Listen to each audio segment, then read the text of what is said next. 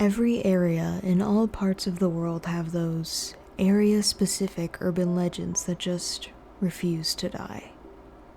Whether the stories are about a haunted asylum on the outskirts of the city, a creature that lives in the nearby woods, or a ghost that haunts a lonely stretch of road outside of town, there is always a common thread within the tales. No one has ever been to these places, seen the creatures, or witnessed any hauntings with their own eyes. There are members of every generation who will proclaim that they know someone whose brother's best friend's sister went to that haunted house with 13 floors that used real blood and snakes and spiders, and is so scary that no one has ever made it all the way through. Those same people will swear by these stories without ever being able to provide a shred of evidence or a name of someone who could provide proof of the claims, simply because everyone around here knows that it's a true story. The storytellers eventually pass the tales on to their children, who modify them just enough to keep up with the changing times. And the cycle continues. I'm as skeptical as anyone when it comes to these stories, seeing as I was like a junkie when I was younger, constantly searching for more terrifying stories about whatever area of the country I was living in at the time. I made up and spread stories about haunted pizza parlors in New York, my cousin's encounter with the Jersey Devil, or how my grandfather encountered a feral, human-like demon creature in the woods of Colorado. I even broke the one rule with these stories by putting myself in them. This took guts, in hindsight, because I had to make sure that I always told them the same way. Surprisingly, no one ever called my bluff. I like to think that I've made some wonderful contributions to various urban legends around the Midwest and northeastern states. I moved around a lot. There was always a surge of joy whenever I would wander the halls at school and hear one of my classmates retelling my stories to another one of their friends, adding little bits here and there, like a massive game of telephone. I knew, of course, that the stories were complete fiction, but I stood my ground whenever someone asked me about them. I would even manage to act a little bit, speaking with a shaky voice or looking scared when I would recount a situation that I supposedly experienced myself. I suppose this aspect of my childhood has led me to my current predicament, which I will recount, in full, for the internet to take from it what they will. I've laid this little introduction out as a sort of disclaimer, aimed particularly at those who will call my story into question.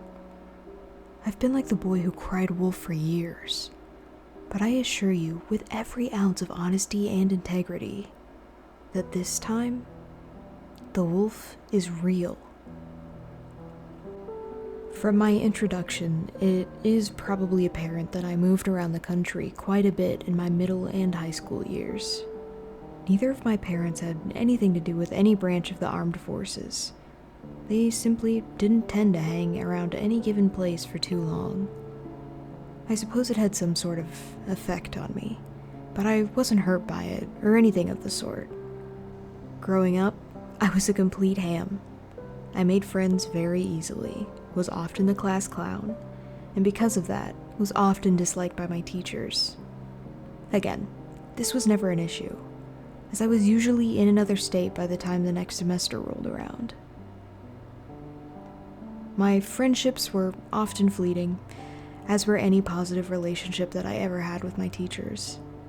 Because of the events that followed, my memory of one teacher in particular is probably slightly skewed, but I will attempt to give the least biased version of our friendship that I can. Mr. Mays was one of my social studies teachers in the early years of my high school experience. Being older now, I can understand how horrible children are to deal with around that age, and I respect him to no ends for the way that he was able to connect with his students. He seemed like one of us. He talked like us, made pop culture references that were current, listened to cool music, and sometimes he would even say hell or damn, while he was giving a passionate lecture about Native American history or something like that. A teacher that swore, even a little bit, was the epitome of cool to a freshman in high school. My memories of Mr. Mays mostly stem from the way that he really got into anything that he was doing. The instance that is still very vivid in my mind was, of course, around Halloween of my sophomore year. Mr. Mays had the typical teacher decorations around the classroom, smiling jack-o'-lanterns and black cat cartoons. Typical and boring in the minds of egotistic high school students. However, on the 31st of October, when most of the teachers were rolling their eyes at the fact that teenagers still took dressing up in costumes on Halloween seriously, Mr. Mays took the whole cool teacher thing to a new level. We walked into the classroom and were surprised to find the blinds drawn, sheets over the smaller windows, candles lighting the room, and a single frowning jack-o'-lantern sitting on a stool in front of the desks. Mr. Mays sat at his desk, just watching the students come into class and take their seats. He didn't have to ask anyone to be quiet, because the moment everyone walked into the room, they were either too excited to care about petty conversations or too confused to bother with them. The students took their seats as Mr. Mays began his lecture. He spoke quietly to set the mood, and took a seat on a chair, right next to the jack-o'-lantern in the center of the room. "Today is probably my favorite day of the year, class," he said in a monotonous voice. "Halloween is my favorite holiday, and I want to share with you exactly why I love it so much." One girl raised her hand with a concerned look on her face. "I'm pushing the due date for your papers to next Tuesday," said Mr. Mays without bothering to look at the girl, who slowly put her hand down, looking around at the other students with a hint of embarrassment. The class erupted in quiet cheers, and Mr. Mays waited for the inevitable silence.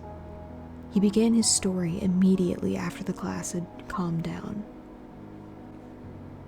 I will attempt to recreate the amazing story that Mr. Mays told the class that day. The way in which he told this story rendered the horror junkies speechless and the rest of the class terrified. The same girl that had raised her hand to ask about the paper was holding her knees to her chest by the end of it, a look of terror on her face. The important thing to know was what the story was about.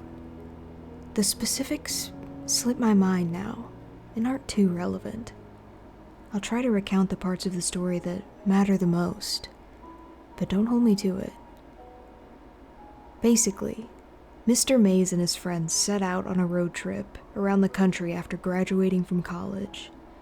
They took a truck, loaded it with camping gear, and set out to sightsee for the entire summer. The group went from the Poconos in New Jersey down to the coasts of Florida, New Orleans to California, and up to Washington. From there, they went to the Rocky Mountains in Colorado, and then back home to New York. This concept of freedom to travel anywhere had the entire class hooked in an instant. Mr. Mays was the coolest teacher ever, in my eyes. Being adventurous college kids, the group didn't bring a map.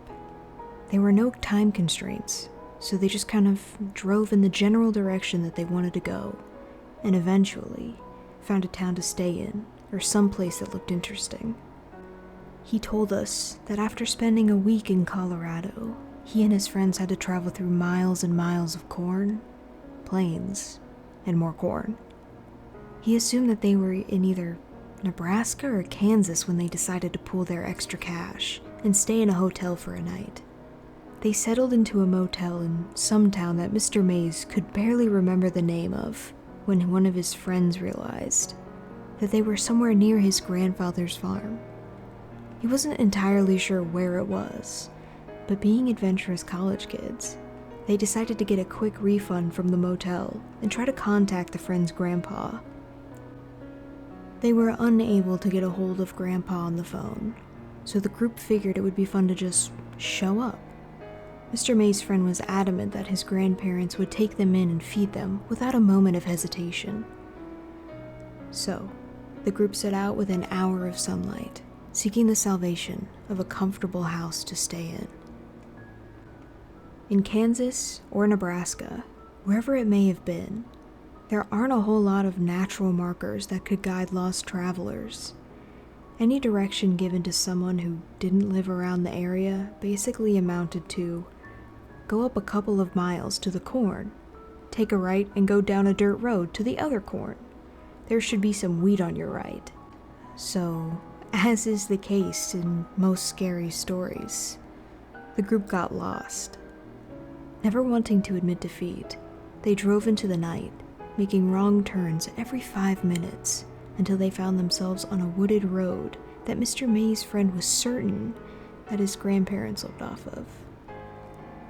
Mr. Mays described the road as basically a dark path to hell. I wasn't entirely sure how true this was, because he got very excited and a bit ridiculous with his explanation of the trees that almost tried to grab the car, and the red eyes of countless animals looking at them from the darkness. Regardless, the typical horror tropes worked on most of the class. Everyone was terrified. So the group of guys drove on this dark road for about 15 minutes before they came to a clearing and a small building with lights in it, and what seemed to be a silo. They figured that, at the very least, the people who lived here would be able to help them find where the guy's grandparents lived. The whole idea of everyone knows everyone in these hick parts of the country fueled this hope. They pulled the car up near the building, realizing, when they were out of the car, that it appeared to be like the kind of places where one would store a whole bunch of chickens, not a home. Still, the lights were on, so they figured they would give it a try. They approached the building as a group, looking in the semi-open sliding door to find a big, empty room. Hanging fluorescent lights lit the room like it was daytime, and they couldn't see a soul. There were no cars, but one of Mr. May's friends was convinced he'd seen someone as they pulled up, so they decided to go inside and see if there was an office or something where someone might still be working. Why else would they have this huge place lit up like that? There were no doors on the inside of the building. Again, it was just a giant, empty hall. So, the group roamed around the property and over towards the silo. As they got closer, they noticed what appeared to be a cellar door. At this point, I remember Mr. Mays telling the entire class to learn from his idiocy. He told us that he hadn't seen many horror movies before that time, and didn't think twice about approaching a creepy cellar door in the middle of a dark, scary, foreign place. He said that approaching that door was one of his biggest regrets. Mr. Mays let the whole class know that he was going to tell us as much as he deemed appropriate about the experience. He felt that we were mature enough to handle it, but advised anyone that was squeamish to leave class early. Several students quietly gathered their things and walked out the door, a couple of them being stoners who saw this as an opportunity to smoke behind the school before their next class. I didn't even give the announcement a second thought. Like I said, I was and am a sucker for this kind of stuff, and Mr. Mays was telling a story better than anything I had ever conjured up. I wanted to learn from this guy, even though I didn't believe much of the story. After the class had thinned a bit, Mr. Mays continued with the story. He told the remaining few that he and his friends opened that cellar door, releasing a smell that he only described as the most putrid thing my senses have ever experienced. The group was no longer concerned with finding the owners of the property, but was now set on finding the source of that smell. They went down the steps into the cellar, which was lit by single bulbs spaced sporadically along the ceiling of a long hallway. No one spoke. Things had gotten too strange. The walls were lined with metal sheeting, similar to the roofing on farms.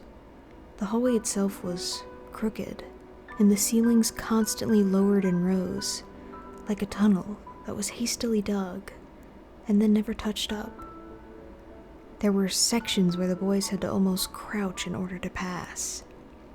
The worst part, Mr. Mays told us, was that the light bulbs continuously flickered, sometimes acting like a strobe light and making it very difficult to move through the winding and unstable hallways. In hindsight, he was certain that his mind was playing tricks on him, but he remembered seeing flashes of things that couldn't be there. He said when you're that focused on something, or if you're that nervous, your mind can do that to you. It can simply revolt, showing you things or people that aren't there. He continued to describe the hallway, and I was on the edge of my seat. The halls were windy and seemed to go on forever. Mr. Mays guessed that they were somewhere under the creepy forest they had driven through when they found a door, but he couldn't be sure.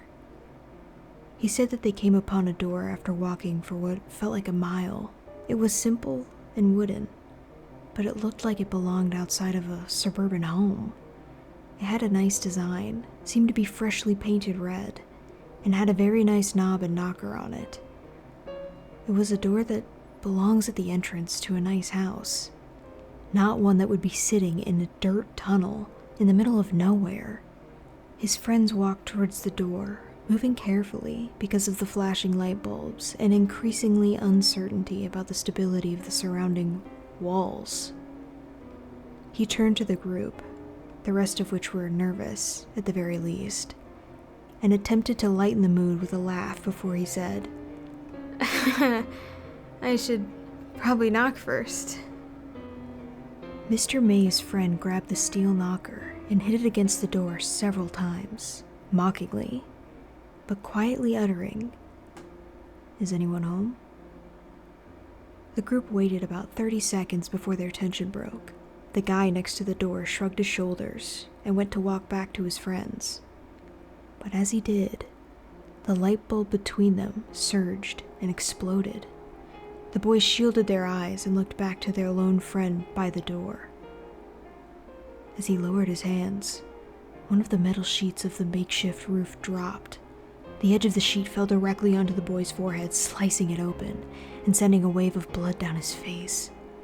The impact apparently knocked him out, and he fell back against the door, knocking it open in the process. The entirety of the group rushed through the dim light to their friend, barely noticing the seemingly pitch-black room that now lay before them. Mr. Mays was the first to make it to his friend's side. He lifted the guy's head into his arms, immediately taking off his jacket and putting it over his forehead to attempt to stop the bleeding. Once the group had calmed down, Mr. Mays noticed that the arm that had been bracing his friend's head was soaking wet. He was confused about this, and he was attempting to sort it out when one of his friends started talking. He said something along the lines of, "The lights, we have to go," when Mr. Mays took notice. "You know when you turn off a light," he told the class, "and everything is almost pitch black, except the light of the bulb dying out or cooling down? It was like that. But there were so many of them. At least 20 light bulbs had lit the room seconds ago, and now only look like little stars in the darkness." That was definitely terrifying, but that wasn't the scariest thing.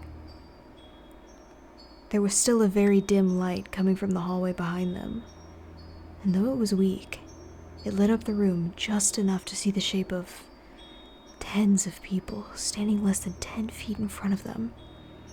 Mr. May's friend went to say something else as one of the bulbs to their right flickered to life.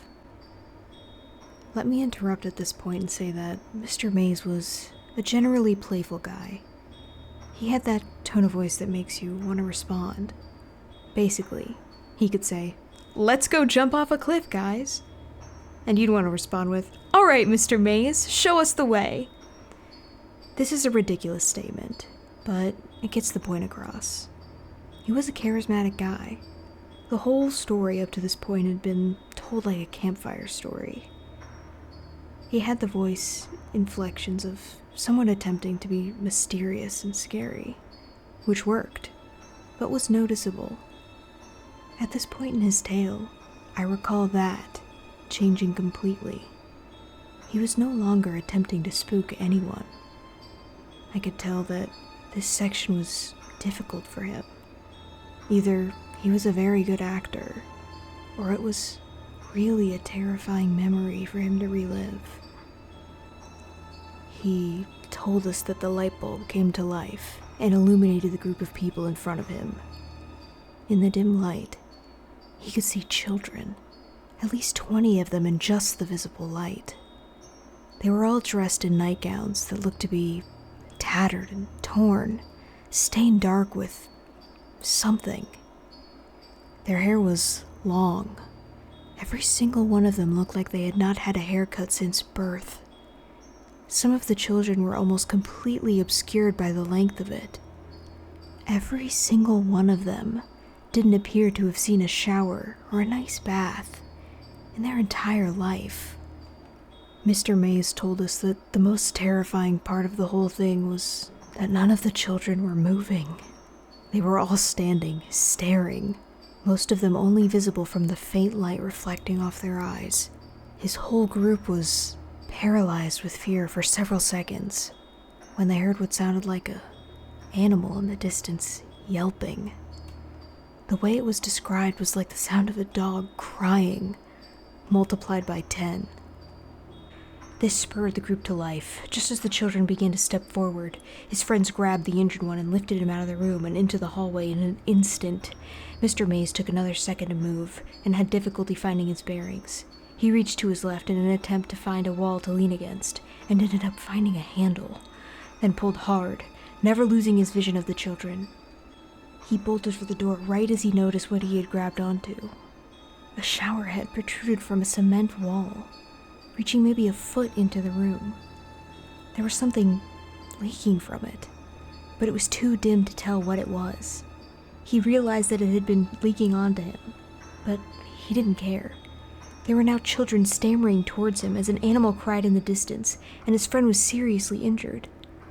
As he left the room, he made a point to emphasize that he could make out several more shower heads on the wall near the single, dim light bulb. "This is why I call them the showers," Mr. Mays told the class. I was transfixed, sitting as far forward as my desk would allow, bracing for more. "I slammed the red door behind me," he said, and ran through the hallway faster than I have ever run before or since. I made it back to the car, and we drove out of there like a bat out of hell. A couple of students snickered at his use of the word hell. So, when you're out trick-or-treating tonight, make sure you know exactly where you're headed. And don't go out to any abandoned farmhouses. I mean, there aren't many around here, but you're all smart kids. Except Jerry. The class laughed, and the mood lightened as the bell rang for passing period. Mr. Mays turned the light on and thanked everyone for listening, reminded them about the paper due next week, and told us to have a safe and happy Halloween. Students all around me were abuzz with theories about the story they had just heard. "I bet it was some sort of crazy Nazi hideout," said one girl. "I think they were all ghost babies that were killed by a dog," said another. I couldn't theorize in the slightest. I was still caught up in the moment. The way that Mr. Mays had told that story, and the detail that he included in it, left me feeling like we didn't get the whole story. A couple of days later, I stayed after class and asked him about how it really ended and what happened to his friend. He laughed and said that his friend was fine and that it was honestly, he whispered this part, probably due to some of the drugs they were on at the time. Mr. Mays winked at me as if to say, "Don't tell anyone about the drugs bait, kid," and I smiled and left. I lived in that town for another couple months and then was rapidly moved halfway across the country to Milwaukee, Wisconsin. I twisted the story around and told it around campfires as I got older, and it was always a hit. But I always changed the ending, letting the friend die of blood loss or from being dragged away by the children. It wasn't until college that I got a chance to talk to Mr. Mays again. I went to college in northern New York, not for any reasons associated with this story. College was a fun time for me. I continued being the same ham that I had always been. It wasn't until sometime around my junior year that I ran into Mr. Mays at a bar that I frequented. Initially, I couldn't be sure that the person I saw laying with his head buried in his arms at the bar was Mr. Mays. The only trait that grabbed my attention was a sweater that he used to wear on his birthday during class. The shirt simply read, "I'm the birthday boy." I told my group of friends to grab a table and that I would join them in a second. Then walked over to the man at the bar. "Mr. Mays?" I said. The man looked up. The man took a second to look at my face before he smiled, put a hand on my shoulder, and said, "Hey there, son. How you been?" I could smell some strong whiskey on his breath, and his cheeks were flushed. The look in his eyes told me that he was 3 sheets to the wind and probably had no idea who I was. "Mr. Mays, it's Jack. I was a student of yours for a couple semesters about 6 or so years ago." His face changed a bit, and a genuine look of recognition set in. He took a calmer tone, smiled, and said, "How you been, Jack?" We talked for a solid 20 minutes. I told him what I'd been doing for the last several years, and he told me. Apparently, he was still teaching at the same school, doing the same old shtick, as he called it. I asked him if everything was all right, and he said that they were as good as they had ever been or were ever going to get. It took me a while to realize that I was an adult that was having a conversation with another adult. Every time I had spoken to Mr. Mays previously, I had been in the student-teacher relationship. But now, I was just a guy, having a drink with a friend at the bar. My friends eventually left, and I continued to drink with Mr. Mays. He told me all about his divorce and his kids, things that I never would have asked or cared about previously. But now, I cared. He was a real person to me, not just an idol anymore. This was a guy who had real problems, not the infallible teacher that I once thought he was. It had been several hours before I even brought up his story about the showers. I told him all about my history with urban legends and scary stories, and he just laughed. When I mentioned the story that he had told us years ago, he almost seemed uncomfortable. He finished his whiskey, signaled for another, and then turned to me and got very serious. "Listen, Jack, I don't know why I kept telling that story year after year." His words were slurred, or my hearing was messed up. We were both sufficiently blitzed at this point. "That was what my therapist told me to do when I was younger. I had to tell people it, to come to grips with it, or some shit." He took a big swig of his drink. "Wait, your therapist?" I said. Mr. Mays laughed heartily and looked at me. "Of course, Jack. You think that something like that wouldn't fuck a person up?" I was confused, but smiled nonetheless. Things had just gotten very strange. "But, I mean, you said you were all on drugs or something, right? No one was too terribly hurt. You were all okay, right?" He got almost cartoonish with his sadness in the next several seconds. "Of course we didn't, Jack. Why do you think I'm here right now?" I was puzzled, quickly filled with 1,000 questions that I wanted to ask him. But I let him carry on. "Tim fucking... He didn't make it, Jack." He laughed. His laugh turned suddenly to tears. "Fucking took him, they did. I don't even know. Cops told us we were just drunk and that he wandered off and got taken by the wildlife. He didn't know. He didn't see it, Jack. I was absolutely stone-faced at this point. Mr. Mays was carrying along like I knew the actual story. But I didn't. His friend disappeared. I didn't know. I wish they would have found the body, though. Then we could have shown them. He sighed. That's a bad place, Jack. I don't know anything else to say. It's a bad place. He carried on for a couple minutes more about his friend and the fun that they had before they went on that trip. And I let him talk. It was only a few minutes later that his phone rang. "Hello, sweetheart," he whispered into the phone. I'll be out in a second. He gagged. Of you, baby. The person on the other end of the phone hung up, and Mr. Mays got up to leave. It's been nice seeing you, Jackie. You've got a good head on your shoulders, boy. Make sure you use it. He began to walk out of the bar. "Mr. Mays!" I yelled after him. "Yeah, Jack?"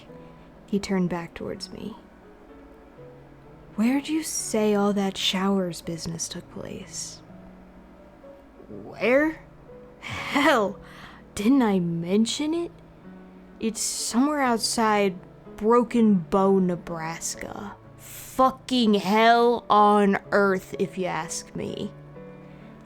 Mr. Mays walked out of the bar after waving to me, running into the wall before eventually finding the door.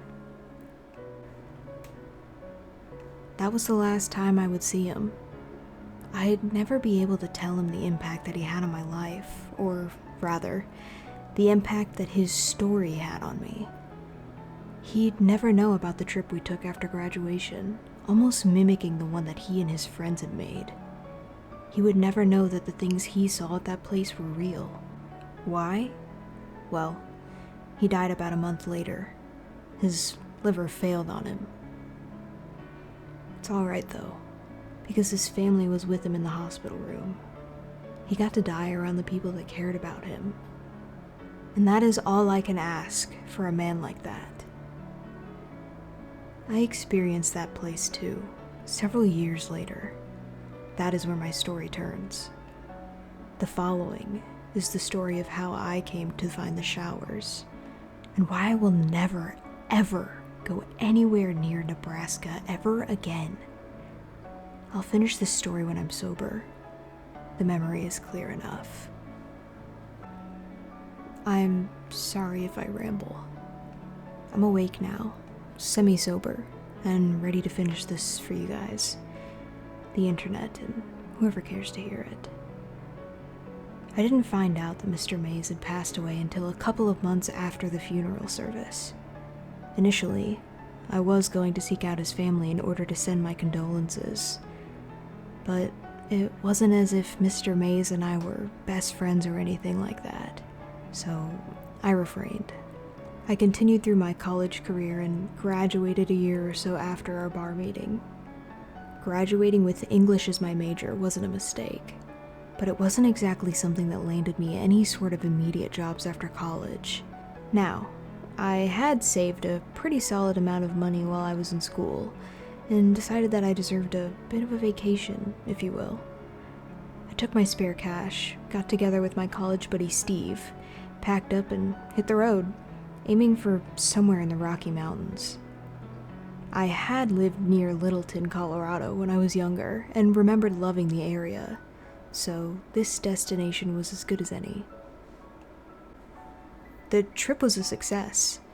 We made it somewhere around Estes Park, Colorado, and found a cheap cabin that we rented for about a month. The days were filled with lounging, hiking, and generally things that involved little to no work on our parts.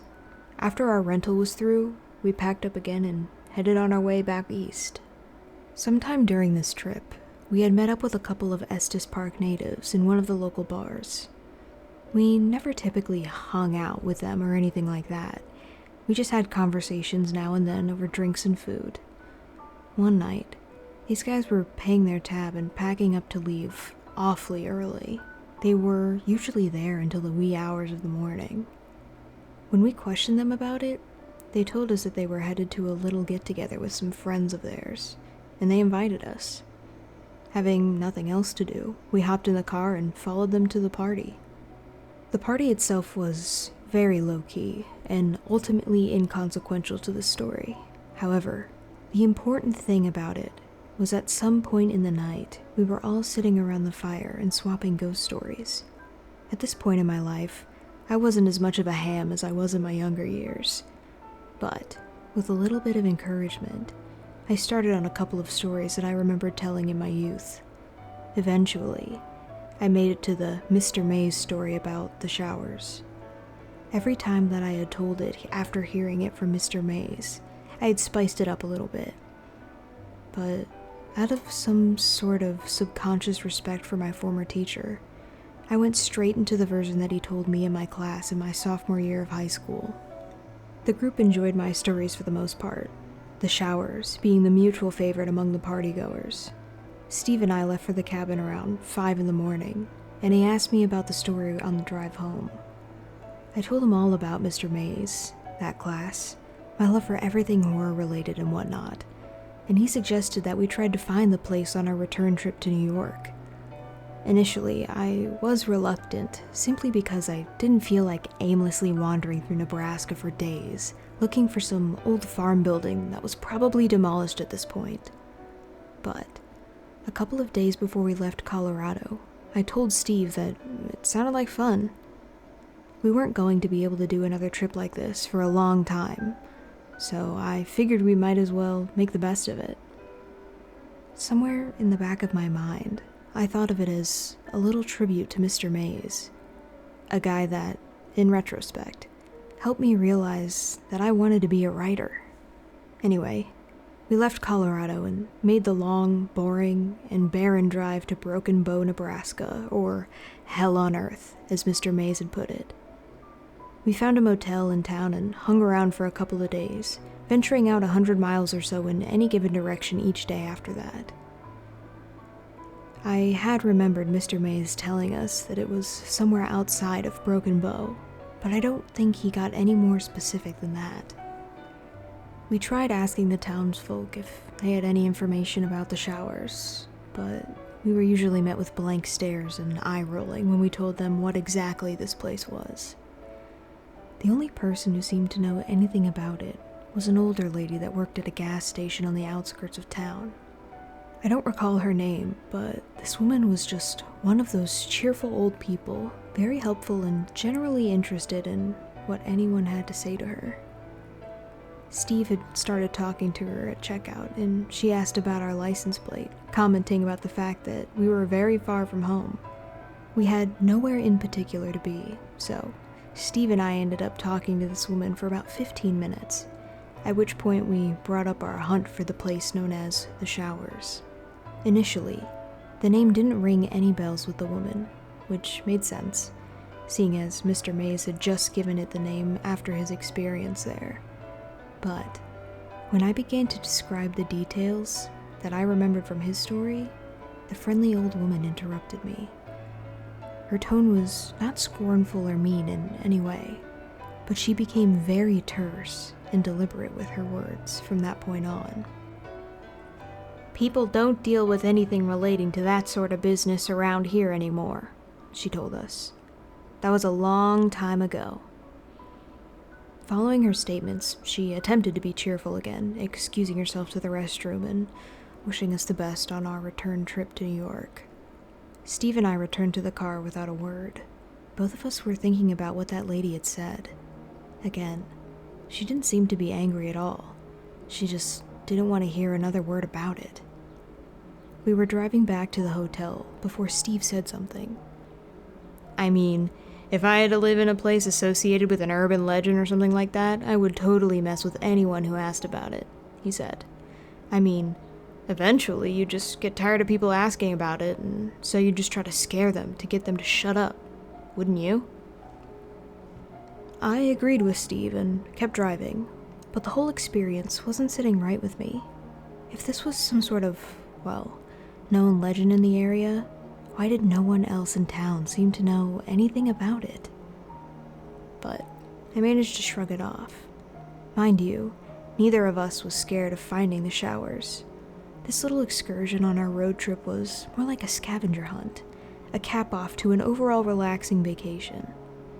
Steve and I were basically like tourists, hunting for a site at which a famous movie was filmed or something like that. We went into the whole situation with little to no expectations, and a fleeting hope that we would be able to find this place. We spent another day in Broken Bow before we took our next trip out to find the showers. Nebraska isn't as terrible of a place as people make it out to be, but it really isn't all that exciting. We found a bar and spent some time there, and that was just about the extent of our activity on our day off. When we did get back on the road, we decided that we would attempt to stay off the main roads for as much of the day as we could. I knew that there was no way that this place was going to be off of the highway, and I remembered some detail about a dirt road in Mr. May's story, so we went looking for those. This was a fairly futile effort. Most of Nebraska is dirt roads. It was 7 in the evening when we came upon a small but thick forest. I use the term lightly, but for Nebraska, this place was like an oasis. The trees were full and thick, shrouding most of its insides in darkness. The sun was setting, and even though we had to run into a few of these random crops of trees, we agreed that this one showed more promise than any of the others. There wasn't really a road, but there looked to be a path where a dirt road might have been at some point, so we drove along that. If the car was able to handle the Rocky Mountains, a dirt path in Nebraska would give us no trouble. We moved slowly and carefully along this trail, making sure to clear any fallen trees in the road, or rocks that would render the car useless when the sun finished setting. It was pretty dark in this place during the day, but when night came, it was something else entirely. I had an inkling at this point that we had found the right place, but I didn't want to jinx it, so we continued onward. I didn't realize it at the time, but the little bits of light that managed to penetrate the canopy in this miniature forest actually did make it look as if the tree branches were trying to grab the car, just like Mr. Mays had mentioned in the story. I'm still convinced that he made up the part about the animal eyes, though. The most aggressive creature we saw in the woods was a dead rabbit on the side of the trail. It didn't have any obvious signs of death. It just looked like it had simply laid down and never bothered to get back up. We drove around in the darkness for quite a while before we found a clearing. We had to move several smaller clusters of branches out of the way before, but right in front of our exit was a giant, dead monster of a tree. There was no way we were moving this one. So we got out and turned on the bright headlights in hopes that it would illuminate the area in front of us.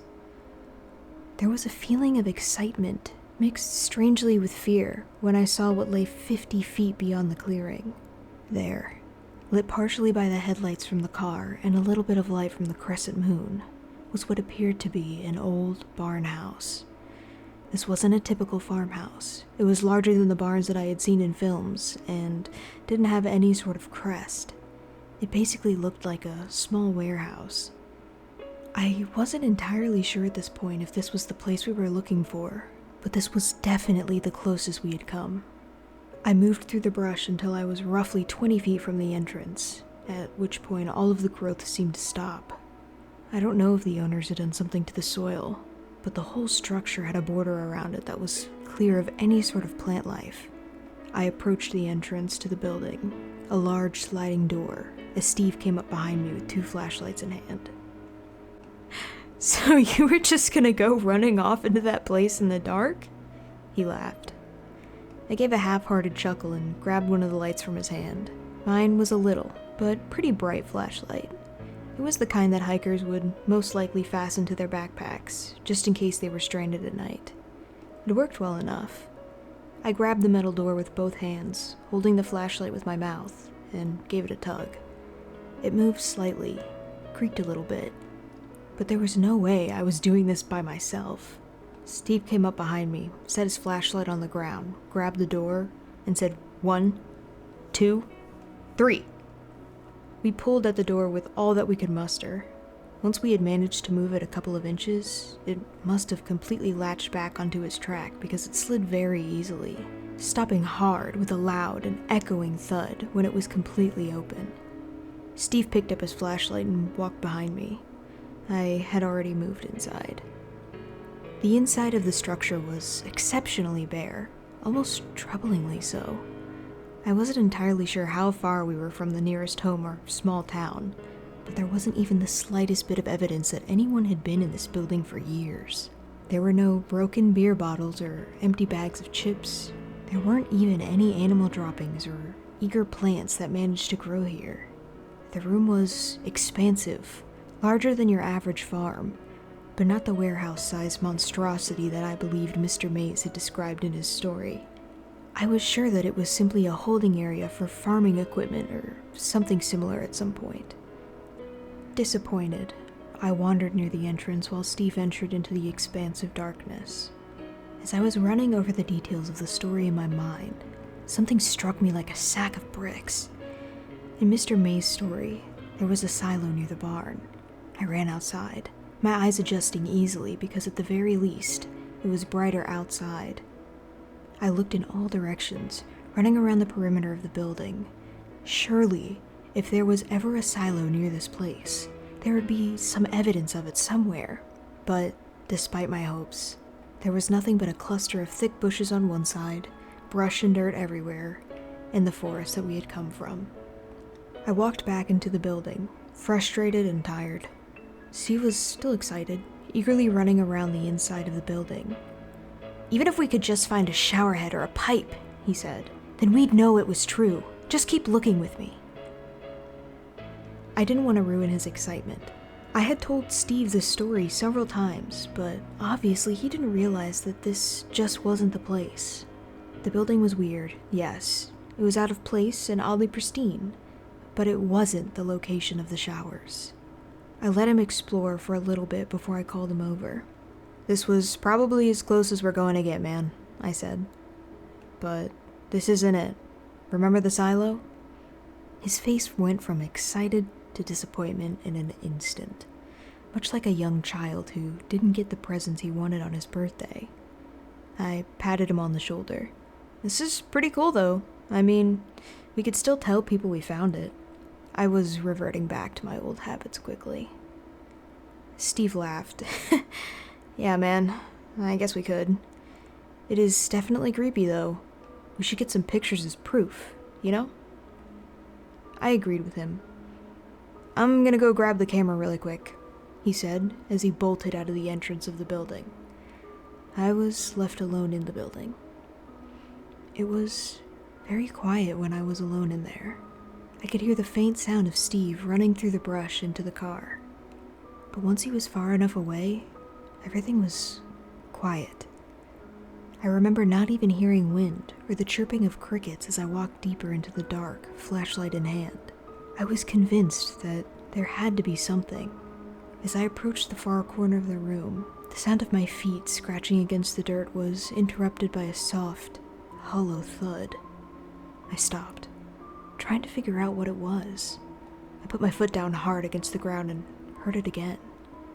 I stomped one more time, realizing that the floor that I was standing on was covering something hollow. I walked to the wall of the room, looking carefully at the floor to try to spot any holes or gaps. As far as I had known, it was solid ground that this thing sat atop, so I was convinced that I had found a hatch or a basement or something. I heard Steve coming back through the brush as I shouted, "Steve, come over here! It's As I went to say the word hollow, I hopped a little bit, hoping to recreate the sound so that he would be able to hear it upon entering the door. The second that my feet made contact with the floor, I felt it give out beneath me. The memory of the fall is fuzzy, but I do recall hearing wood splinter. I remember seeing the light from Steve's flashlight falling away into complete darkness. It wasn't a long fall, but I must have fallen in a terrible position because I know that I lost consciousness for several seconds at least. When I woke up, I was staring at a bright light. For an instant, I had thought about approaching the fabled light at the end of the tunnel, I was angry at myself. You died in Nebraska, Jack? Wow, you do know how to fuck up. My self-deprecation in the afterlife was interrupted by what sounded like Steve's voice. Jesus, Jack, can you hear me? Dude, wake up, please wake up, he screamed. I managed to lift my head up off of the floor, just enough for him to celebrate. The pain in my head was immense, but it was outweighed by the pain shooting through my knee. I knew I had a concussion, but the pain in my knee was just so much more pressing. I looked around until I found my tiny flashlight, then sat up and reassured Steve. I'm okay, I just hurt my knee. I bumped my head too, really hard. Oh, thank fuck, man. I thought you were dead. Imagine that, though. Dying in fucking Nebraska. It'd be awful. His words made me laugh a little bit, but I stopped myself. The slightest shaking hurt my head and made me incredibly dizzy. I guess a rope? Said Steve. What? I asked quietly. Should I go get a rope to get you out of there? Or do you see a ladder? I looked around the walls that sat in front of me. They were smooth cement. There was no way I was climbing out of here. Yeah, get the rope, I told him. It's buried under all of our stuff. I think it might be in my red climbing bag, but I'm not sure. Steve nodded, telling me to hang in there and that he would be back in a little bit, and then he ran off. The silence that followed was uncomfortable.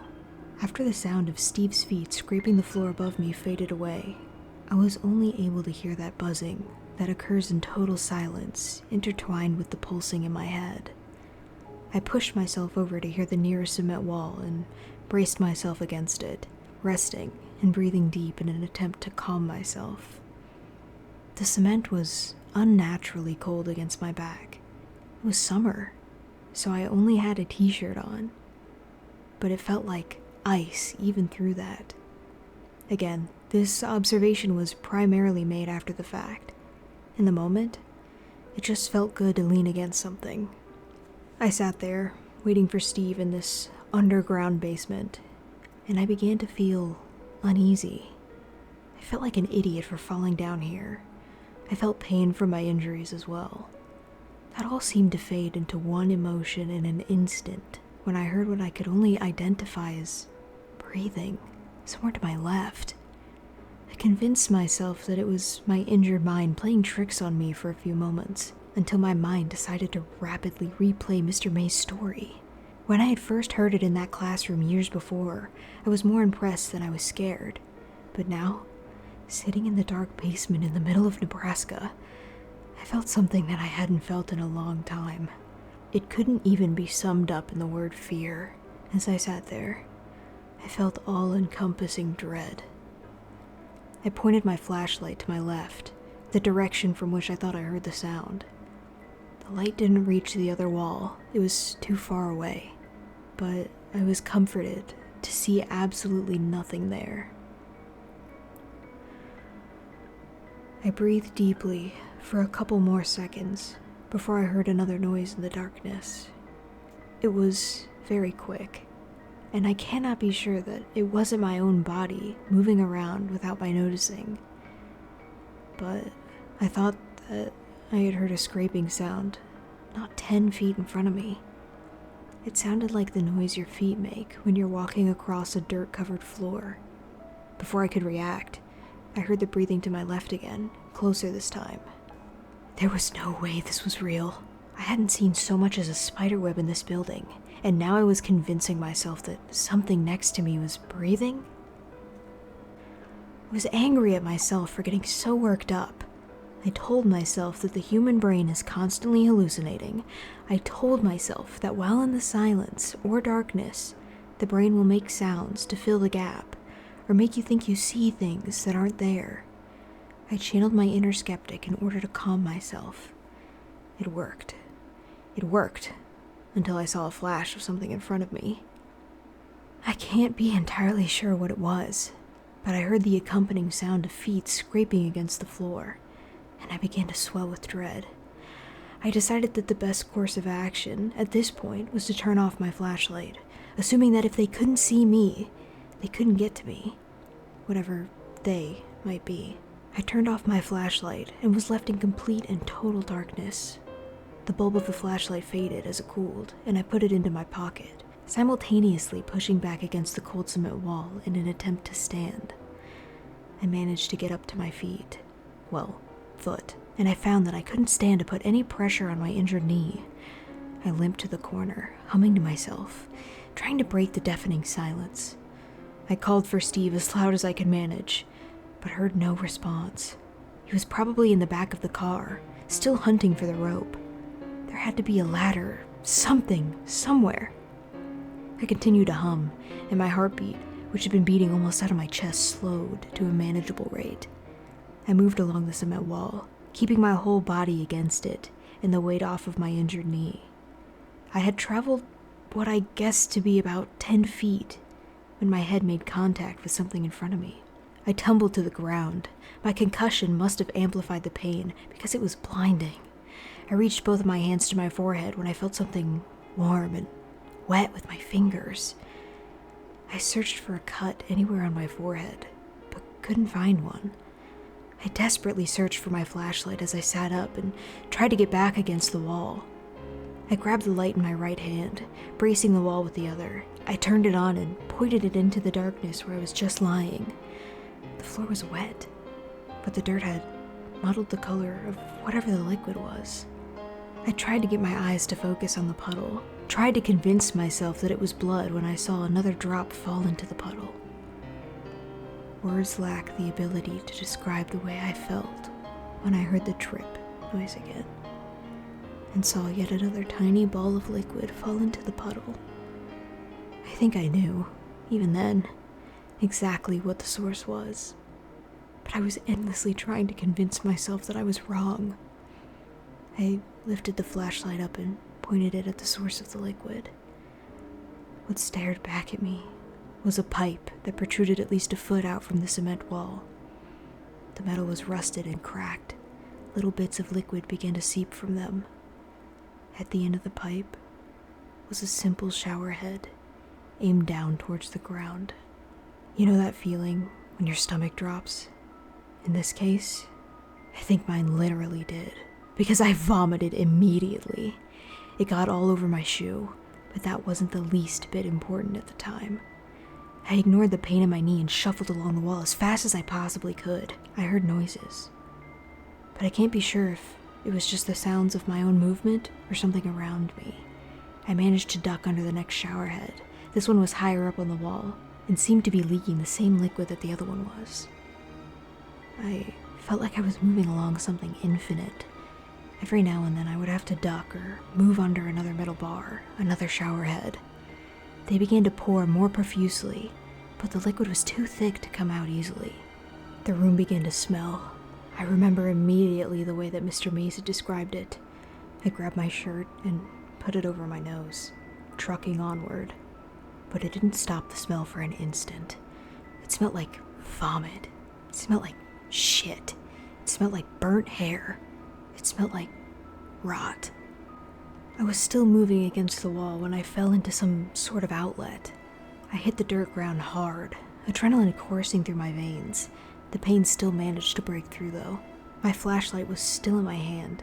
I aimed it and examined my surroundings. Sitting in front of me was a doorway.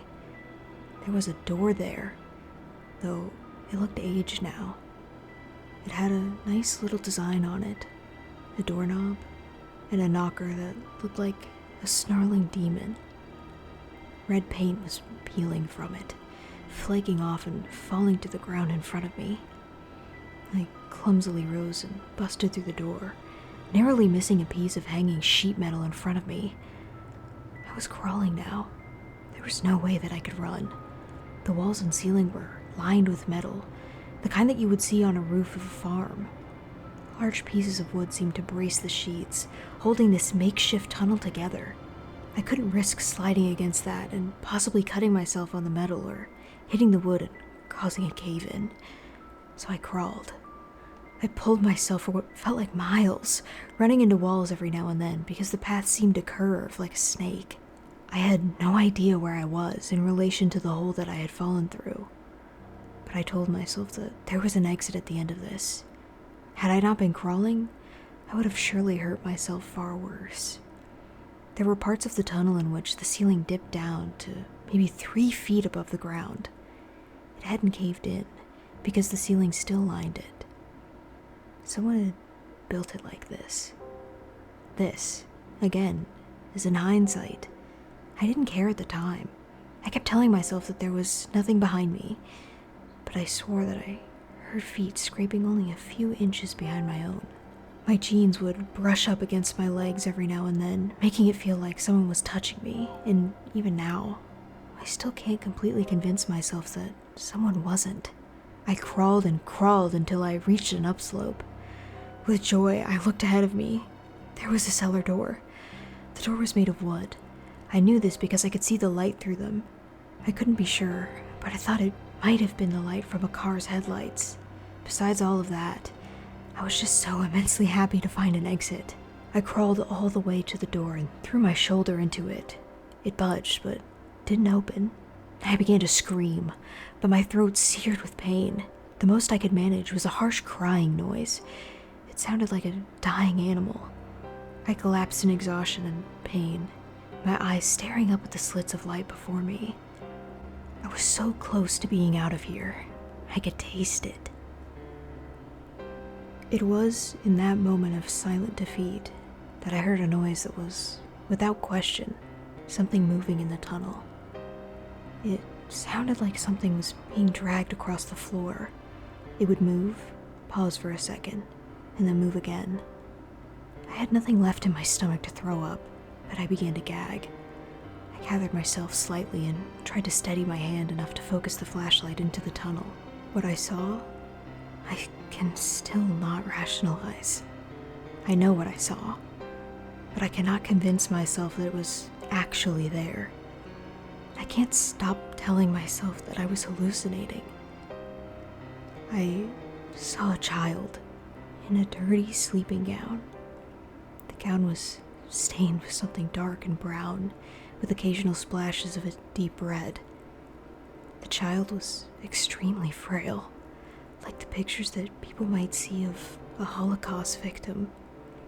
I could only make out one eye, brightly reflecting the light of my flashlight. In between huge tufts of long, dirty hair, it reached down beyond the fingertips of the child, which were caked with dirt.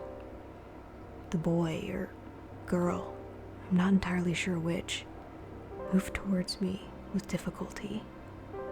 It wasn't breathing hard, but it seemed that every movement of every muscle took every ounce of strength the child had.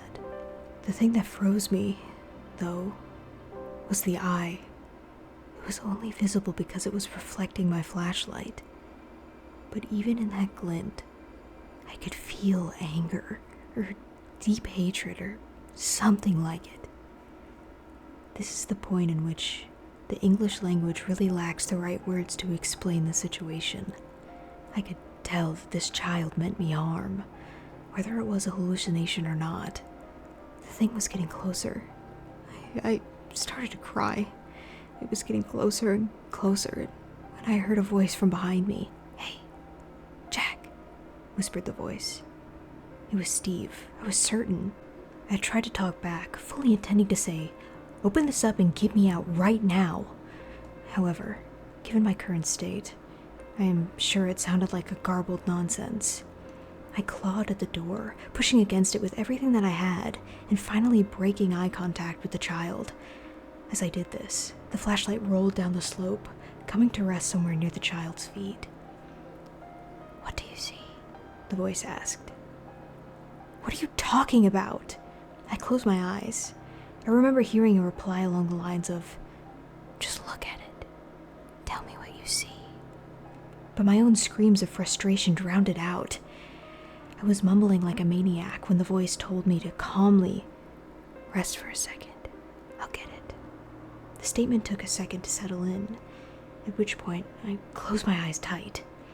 Steve, just do it, please, please, just get it open, please, I whimpered. Just get me out of here. My voice was beginning to get louder. Steve, goddamn it, open the fucking wooden door! I opened my eyes for a split second to see nothing but black hair dangling in front of my face, a small glint of light hidden in the mess of tangles. I slammed my eyes shut and screamed with every ounce of energy that I had, "Open the fucking door!" The door behind me gave way, and I fell onto the dirt, taking in a breath of fresh air. My eyes were still closed, but the first thing that I did was scramble to find the cellar door and close it. Once I had done that, I took a deep breath and opened my eyes. I saw the barn in front of me, illuminated by the headlights of the car. My head was pulsing with pain. I was covered in dirt and liquids that I didn't even care to know the origin of. My knee was, at the very least, dislocated. But despite all of that, I was out of the tunnel. I took a deep breath and buried my head in my hands and said, "Steve, why didn't you just open the fucking door?" I waited for a response, but none came. "Steve, seriously," I began. "I was fucking clawing, screaming for my life," I said, as I looked behind me. My stomach must have been on the verge of falling out of me at this point, because it shifted again. The only thing behind me was the large mass of bushes that I had seen while examining the perimeter of the building. I was angry. "Steve, this is not the fucking time. Come out of the fucking bushes." I was getting ready to stand up when I heard a yell from the front of the building. A flashlight bobbed up and down in the semi-darkness. Steve was running into the open door of the structure, yelling my name and telling me not to worry. I must have lost consciousness at that point. When I woke up, Steve was standing over me, desperately trying to wake me up. His words were almost incoherent, at least to my ears. He helped me to my feet and began to walk me to the car. As we walked away, I saw my flashlight sitting just outside the cellar door. The light was fading. Steve brought me back to the car and drove me to the nearest hospital. I fell asleep, but he told me he drove around for an hour before he found the main road. I don't think I've ever told him the whole story. I believe he thinks that I was just injured from the fall. He never really asked about it, and we didn't stay in contact for much longer. It's not like we deliberately parted ways. We just sort of stopped hanging out after that trip and went our separate ways. I have never been able to fully understand what happened that night. There are many things that I can't explain away as being hallucinations, but there are still many things that don't make sense. The shower heads were there and they were leaking something. The door was real. The tunnel was real. Most everything else can be semi-rationalized if I can convince myself that I had a very bad concussion. A very, very bad concussion. But the one thing that I couldn't have imagined was that the cellar door was locked, and then suddenly it wasn't. I am still as skeptical as I've ever been, but I believe what happened to me at the showers. I'm not a hermit or social retard because of this. I drink a lot, but I am still functional. But I will never return to Nebraska. No one will ever be able to convince me otherwise. I don't watch horror movies either. There is absolutely nothing entertaining about being so desperately scared. That's it. Really. There is no typical ending for my story. I was just changed by my experience. Yeah. But there is no way to change anything about it or fight back against it. I can't even convince myself that I wasn't just seeing things. Believe me, I've been trying for years. Prior to this, there was really no way to find any information on the showers. The legend didn't extend outside of the classroom of Mr. Mays. No one told stories like this to keep children away from a certain place or to scare them. It just wasn't known. I guess that's really the point of this whole story. I want people to know, firsthand, what this place is like. Maybe it's a drunk rationale or the kid inside me wanting to spread these kinds of stories again. I don't know. I don't care. But it's out there now, for people to mold and warp to their needs. Most importantly, it's finally out of my head. It's getting late, and I'm getting another drink. Cheers.